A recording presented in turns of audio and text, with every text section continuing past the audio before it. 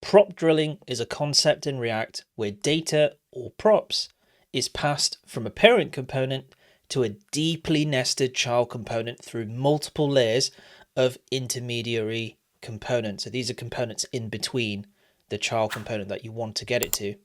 So this could be one component, you're trying to pass it down 3-4 components deep.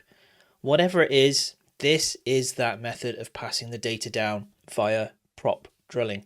Now, while prop drilling is a straightforward way to share data between components, it can become really cumbersome and difficult to manage in larger applications, though it can be useful to know. So in this video, we're going to go through the principles of prop drilling in React and maybe even show you some better ways to do it.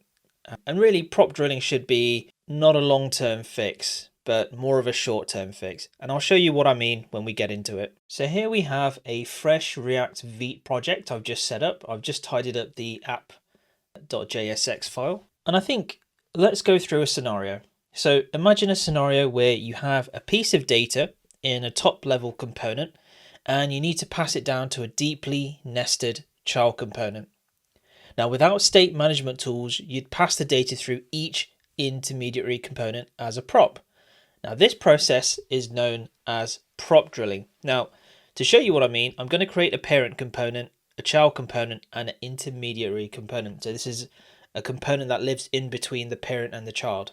So let's make that now. So we'll go here and we'll create components. Now, because we're just doing a demonstration, I won't create separate folders for them or break them out into their own thing. I'll just create them in the components folder for now.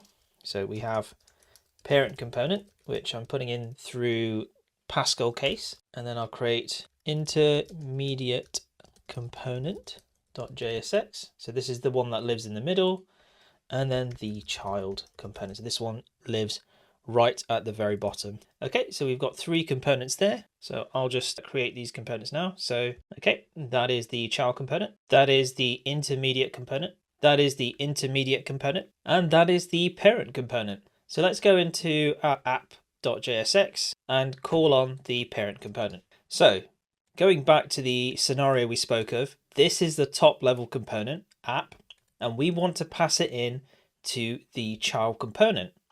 But because all 3 of these are going to be connected, we have to pass it down bit by bit by bit if we don't want to use global state. So this is the app.jsx. Let's go to the parent component now. So in parent component, imagine we have some state. So we have name and age that we want to pass down with the user state. Just make sure we import this. Okay, so now that we've imported that, we've got some state here that we want to pass down to the other components. And then what we want to do is we want to pass our intermediate component here. And this is going to take a prop of user, and we're going to pass this user data down into this mid-level component here. So as it says, we're going to pass the user object as a prop to intermediate component. So this is the beginning of the prop drilling experience. This is a part of the prop drilling methodology. This is a part of how prop drilling works. We've got state in this parent component and we're passing it down to a child component. Now, a child component is anything that has a relationship with a component where it is the child, where it is a descendant of that component, as is this one. So if this is being used in here, it'll be a child component. Okay, let's go to intermediate. Now in here, we want to receive the user prop, and then we want to pass it down to the child component. So let's do that now. So just create some React fragments, open that up, and then we want to pass a child component here, and then we want to pass the user prop into here. So we'll just do that, and we need to set this as a prop, and we can set specific ones. And normally what you would do is you would do something like this, props, and then you could do props.user, but you can actually deconstruct it in a better way. So if you only have just a few props that you care about, you could do something like this. And those are both acceptable ways of passing props. In TypeScript, generally it is better to start passing this, but We'll come to that when we get to TypeScript. So we'll pass user in as a deconstructed prop. You can see it's deconstructed because we've got curly brackets on either side, which denotes it's an object. Okay, so we're passing user down. So we're getting this from the parent component, and we're passing this into the user prop for child component. So as it says here, pass the user prop further down to child component. And then finally, we're going to go to child component here. And this is where we're going to display the information. So we're going to grab a user. So this is the user state object with name and age on here. And we're just going to create a React fragment. And then we're just going to create some paragraph elements here. Indent this all. And what we're doing is we're grabbing the user object from all the way up in the parent component, and then we're deconstructing user.name, user.age, and actually using it in the child component. So in this example, the user object is passed from parent component all the way down to the child component via the intermediate component. So this is the one that sits in between and is just literally passing information through it and isn't actually using the information, which is quite important in prop drilling, that sometimes you're prop drilling so far that you're not even using it in the intermediate components. You're just passing it through to a child component of this one, for example. Now, while the approach works well in simple cases, it can be problematic as the number of intermediary components increases, or if multiple pieces of data need to be passed down. So you can start to see, as this grows, as this gets more complicated, it can be a really problematic way of passing data around. But I think when you start React, it's fine to use, especially if it's just one level down. It's not that bad. But generally, as a best practice, you want to avoid prop drilling more than one level, and you want to start using different ways to pass information around, which we'll show you later. So let's go take a look at this and see how this is working. All right, we forgot to import intermediate component here. There we go.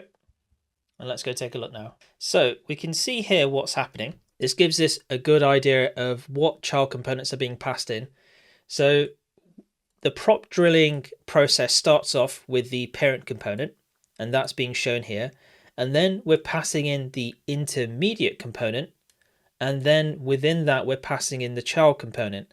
So all of these two come as a package with the parent component, which then gets used in the app. But most importantly, right from this very top level, app.jsx, we are getting all the way down here and passing this information. So if, for example, it says John Doe, age 30, we'll make this a bit bigger.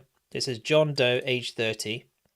We can actually change that at the very top level. So if I say, in fact, you could do this one level higher. I could take this out. I could then say, we pass user here, and we can go to the app.jsx and pass the state in from here, and then we pass user in. Whoops, we pass user in from the app.jsx, and then we change the age to 9001 and change the name to Harry Ashton. Make sure you import use state, and there we go. We've actually increased this by one level. So now we're setting the data in the app.js, and then the parent component is taking that information, and then the intermediate component is passing that through. And none of these components, these two components, are actually using it.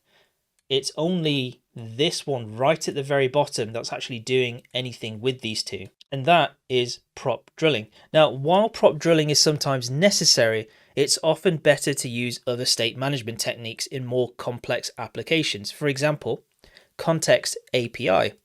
Now that allows you to create a global state that can be accessed by any component in the tree without passing props manually at every level. And we are going to go over context API in a later video on the course. And then there are other things like state management libraries such as Redux or Zuslan, and they provide more robust solutions for managing state across large applications. So those are the two main ways that you can do it. Context API can be cumbersome as well, but generally that is the native way to do it within React.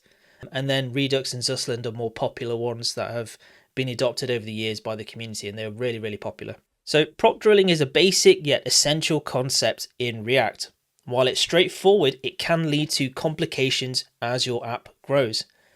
Understanding when and how to use prop drilling effectively and when to refactor your code to use Context API or other state management solutions is key to building scalable React applications. Now, this tutorial has covered the basics of prop drilling and provided an example of how to refactor code to avoid it using Context API. In a more complex application, consider using the Context API or other state management tools to simplify your code and make it more maintainable. But that has been prop drilling.